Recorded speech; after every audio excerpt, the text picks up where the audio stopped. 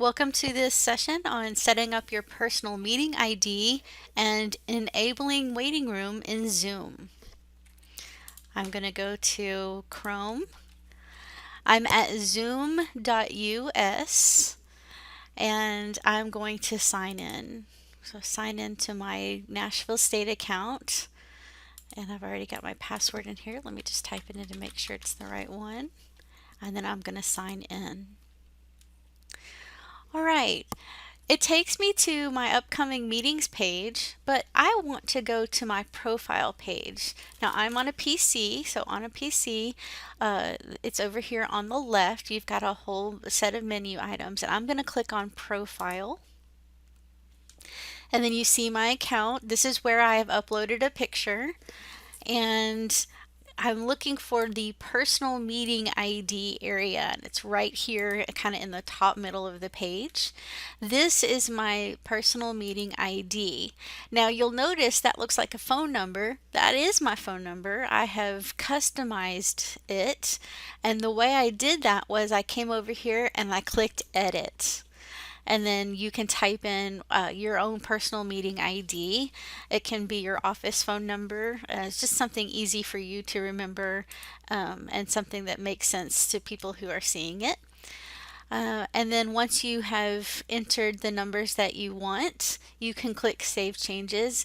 You can also check the box that says Use Personal Meeting ID for Instant Meetings. I have that checked. So I'm going to Save Changes. If I wanted to, I could customize my personal link. I'll show you how to do that now. I click the word customize, and then I can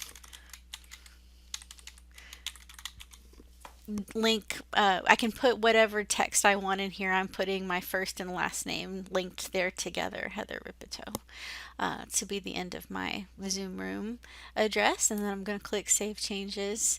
And now I have these links. Both of these links are good for my personal meeting room. Again, personal meeting rooms are great for having office hours with students, doing advising with students, or for meeting with your colleagues. Now, we want to keep our meeting rooms safe and secure. So one of the ways that we do that is we enable waiting room, and we have to do that in a couple of places. The first place that we need to go is over here to meetings. So we click meetings, and then you'll see across the top we've got 4 different tabs.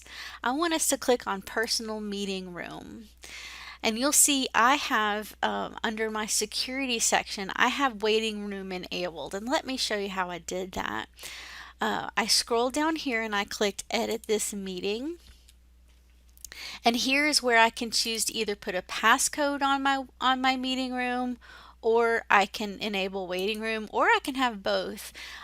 Enabling waiting room works great. What this does is it's almost like somebody coming and knocking on your door once you're in the room, and you will get an alert that says so and so is waiting to come in the room, and you will click a little button that says allow, and they will come in. I'll show you what that looks like here in just a minute. So you want to enable waiting room, and if you want, while you're here, you can look at some other settings to allow your host to start with video on, the participant starts with video on or off. I always do enable both the telephone and the computer audio. Enable join before host is an option that I have checked. Mute participants upon entry. And then I don't have only authenticated users can join, because that's just too much of a barrier, and I don't record the meeting automatically. So once I've made any changes that I want to make, I'm going to click save. That's the first place, and so you see here I've got that green check mark next to waiting room. The second place where I need to enable waiting room is over here in my settings. You might be familiar with settings already. It's a great place to go and literally set up your room to see what your room looks like and how it functions. And it's the very first one here. You'll see I've got my toggle turned to on for waiting room. And I have that everyone will go in the waiting room. One thing that's really fun is you can customize your waiting room. I'm going to do that by clicking the pencil. Right now it says, please wait, the meeting host will let you in soon.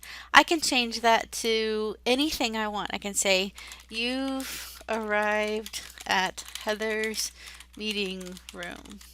Please wait, and she will. Oh, I reached the end. Maximum of 64 characters. And if I wanted to, I could even add a picture. Waiting room description. I can put, this is Heather's meeting room. Please wait, and she will let you in soon.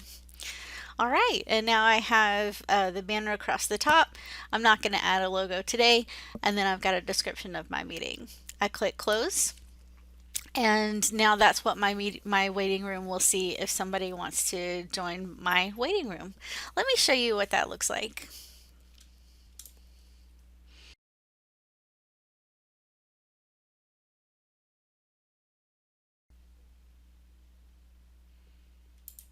Hi everyone. If you have waiting rooms enabled on your Zoom account, this video is going to walk you through how to navigate using waiting rooms within your meeting.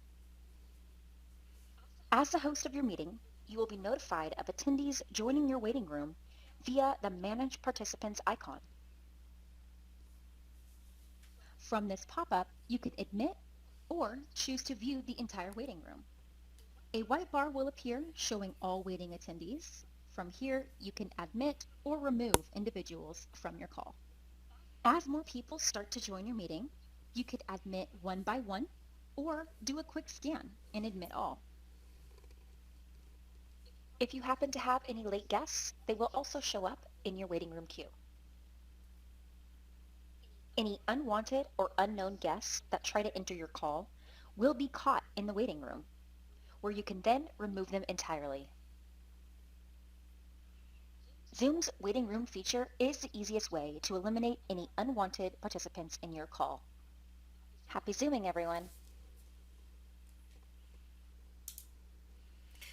All right, so that is how to set up your room and add waiting room. If you have any questions or thoughts about this or any other tutorial we have, please let us know by emailing us at online.learning@nscc.edu. Thank you.